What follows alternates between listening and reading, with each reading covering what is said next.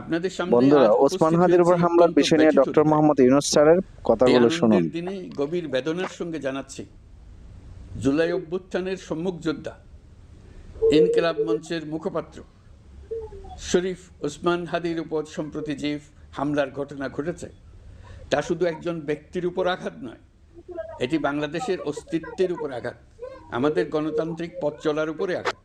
শরীফ বন্ধুরা, ওসমান সত্যি হাদি কথা বলতে বর্তমানে ডক্টর মোহাম্মদ ইউনূস স্যার সংকটাপন্ন দেশের জন্য, অবস্থায় দেশের জনগণের জন্য চিকিৎসাধীন। অনেক কাজ করার চেষ্টা করেন, তার চিকিৎসা ও কিন্তু ওনাকে নিরাপত্তা করতে নিশ্চিত দেওয়া হয় না, করতে কারণ সরকার দেশটা কিন্তু প্রয়োজনীয় সব উপদেষ্টা ব্যবস্থা পরিষদ চালাচ্ছে। গ্রহণ এটা করেছে। কিন্তু অনেক সংবাদ মাধ্যমে ইতিমধ্যে উঠে উন্নত এসেছিল অতীতে। চিকিৎসার জন্য তাকে তো বিষয়টা সিঙ্গাপুরে হচ্ছে পাঠানো আসলে হয়েছে। কি আর বলবো। আপনারা তার তো জন্য এখন সামনে যে মহান আল্লাহ ইলেকশন, তাআলার এটার কাছে অন্তরের নিরাপত্তা নিয়ে অন্তঃস্থল জনগণ থেকে উদ্বিগ্ন। দোয়া স্বয়ং করুন। নির্বাচন কমিশনারও বলেছে সরকার এই অতীতের ঘটনাকে নির্বাচনের চেয়ে অত্যন্ত এটা খুব গুরুত্বের কঠিন সঙ্গে দেখছে। নির্বাচন হবে।